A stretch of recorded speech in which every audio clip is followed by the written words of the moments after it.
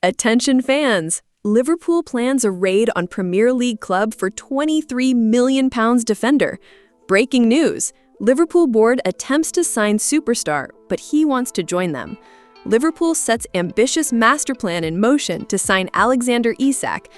A very warm welcome, dear Red supporter. Let's check out the latest updates from the biggest club in the world. Liverpool are reportedly interested in signing 24-year-old centre-back Nathan Collins, who currently plays for Brentford. According to a report from Give Me Sport, the Irish defender has caught the attention of the Reds during this summer transfer window, and there is growing anticipation over whether the Merseyside club will make an official bid soon.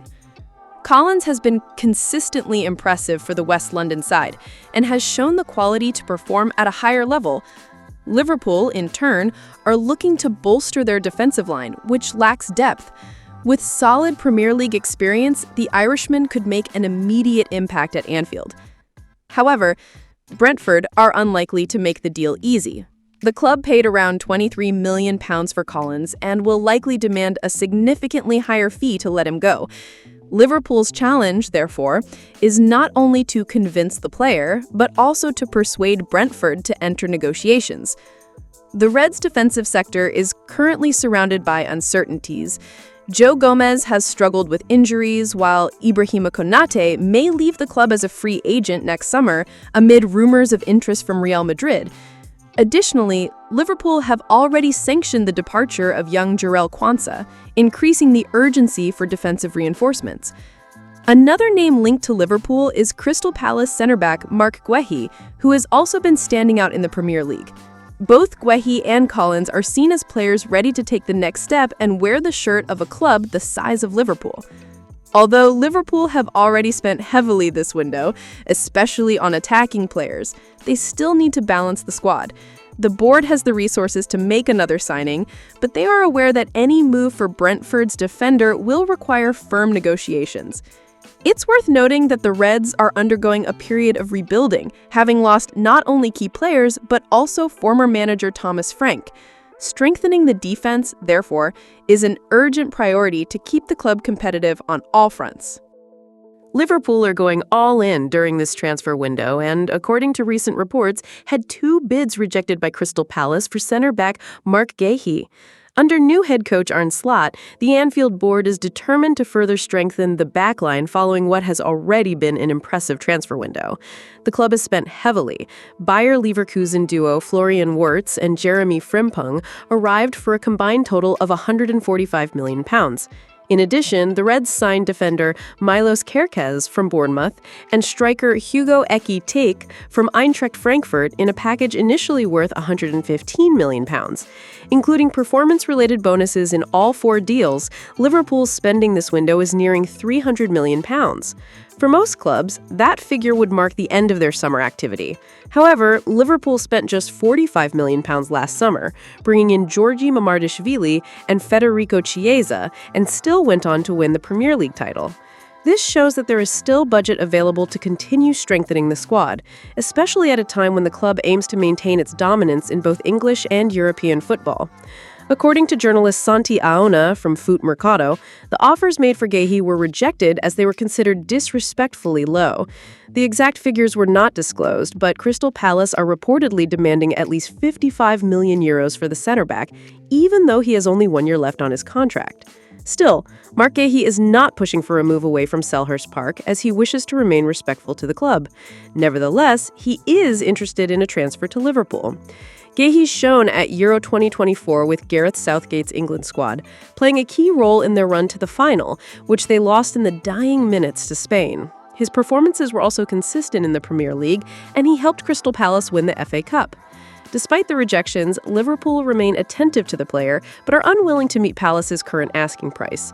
With Ibrahima Konate potentially leaving next summer and a need to replace Jarell Quansah, the coming days will be crucial in determining Liverpool's defensive reinforcements.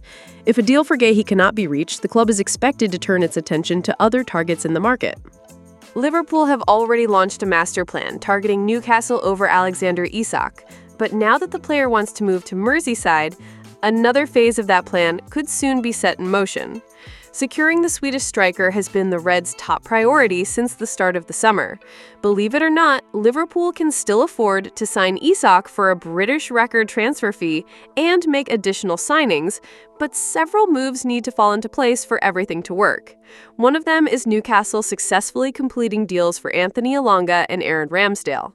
Liverpool's signing of Hugo Ekitike, a player Newcastle had also targeted, marked the beginning of an awkward trend. But the other crucial step is Liverpool clearing space for Isak by selling Darwin Núñez. This is the core of the recruitment team's master plan. In fact, it could allow Liverpool to beat Newcastle's owners at their own game twice. When Ekitike arrived, many believed that going for another prolific Premier League striker would be a mistake. After all, spending nearly £200 million on two strikers in the same transfer window is virtually unheard of. But that's exactly what Liverpool's squad needs. Diogo Jota's uncertain future adds to the pressure, and not signing someone to cover the number 20 shirt would be poor squad planning. So it makes perfect sense that Isak is now a top target. He was Liverpool's main goal at the beginning of the transfer window and is now unhappy at Newcastle. If the funds are available to sign him, why not go for it? Ekitike is comfortable playing on the left and can rotate or play alongside Isak, adding tactical flexibility to Liverpool's squad. Although signing Ekitike initially complicated Newcastle's plans to sell Isak, the Swedish striker hadn't yet expressed a desire to leave. Now that Isak wants to join Liverpool, Newcastle has shifted focus to signing Benjamin Sesko as a replacement.